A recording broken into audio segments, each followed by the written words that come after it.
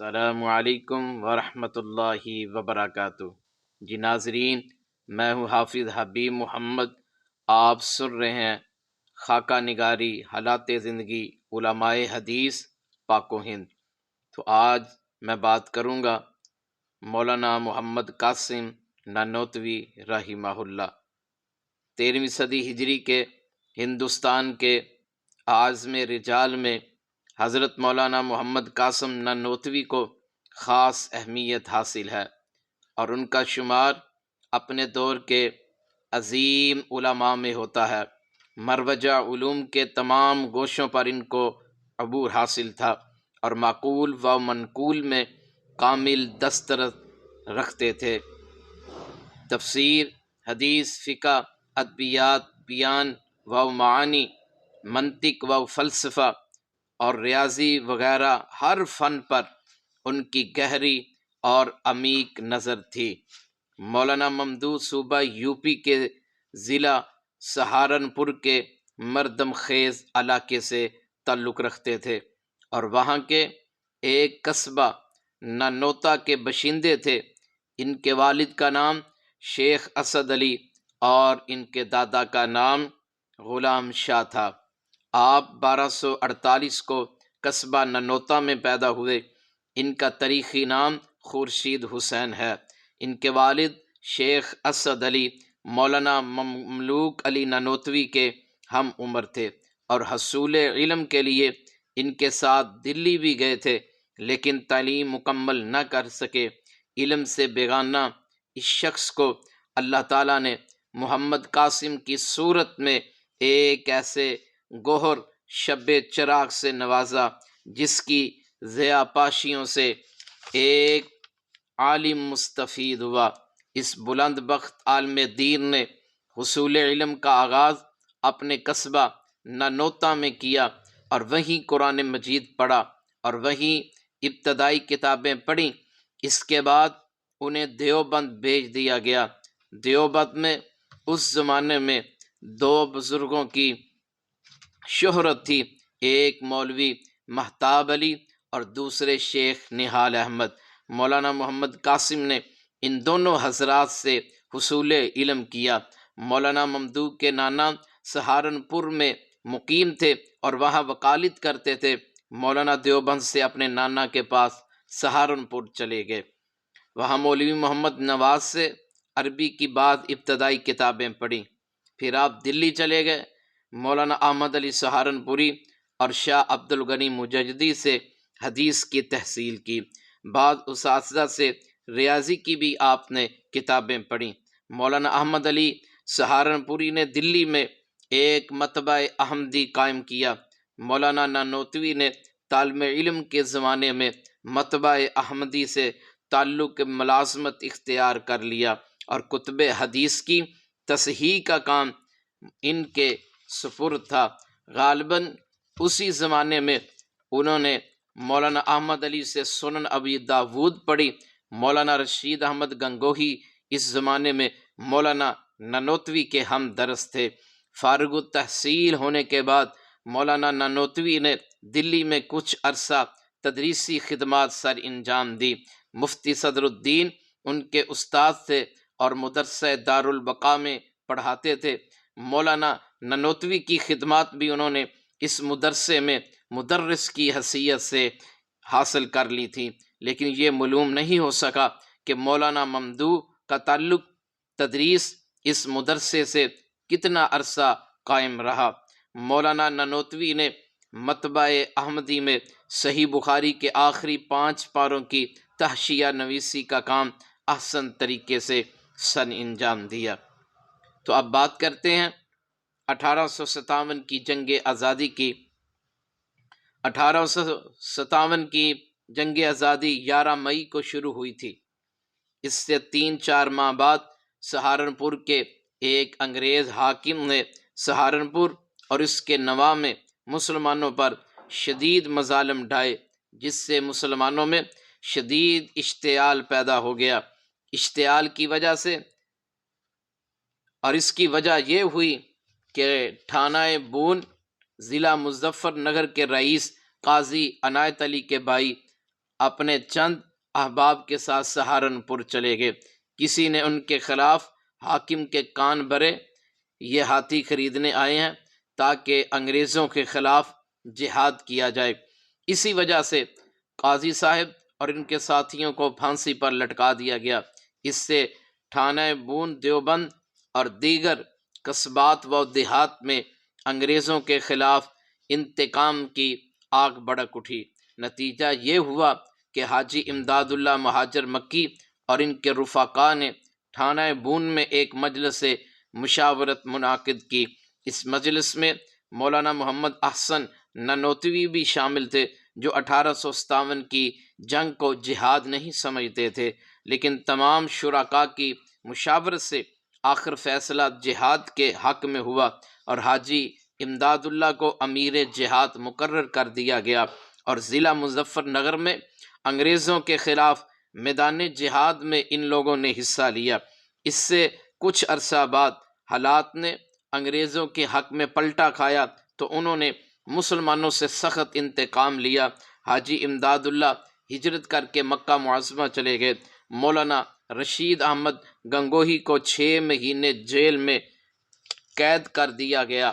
مولانا نانوتوی کے وارنٹ گرفتاری جاری ہوئے، لیکن مولانا نے انتہائی احتیاط سے کام لیا۔ مختلف علاقوں، قصبات و دیہات میں گھومتے رہے۔ دشمن تعاقب میں تھا اور اس کے ذرائع تلاش و جستجو بہت وسیع تھے۔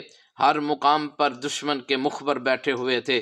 اسی روپوشی کے دوران 29 نومبر 1860 کو وہ اپنے وطن نانوتا سے حج بیت اللہ کے لیے روانہ ہوئے، اور ایام حج میں مولانا نے ایک بہت بڑا کام یہ کیا کہ انہوں نے مکمل قرآن پاک حفظ کر لیا۔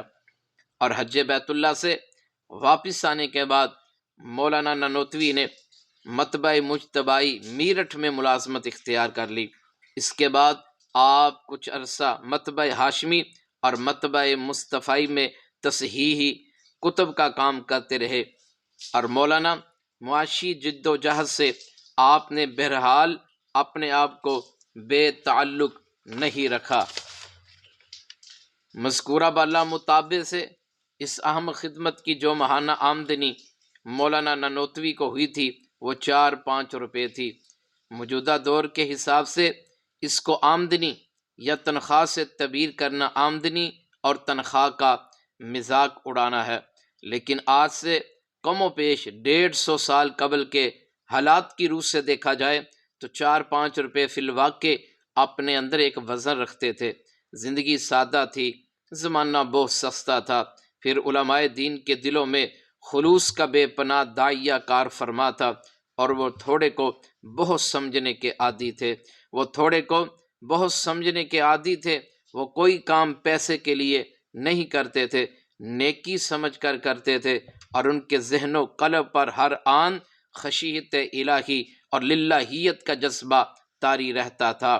انقلاب 1857 کے بعد ہندوستان کے اسلامی مدارس شدید نقصان سے دوچار ہوئے۔ متعدد علماء دین کو انگریزوں نے پھانسیوں پر لٹکا دیا، بعض کو کالے پانی کی سزا دی گئی، کچھ ہجرت کر کے سرزمین حجاز چلے گئے۔ ان نازک حالات میں چند علماء و زعماء، جن میں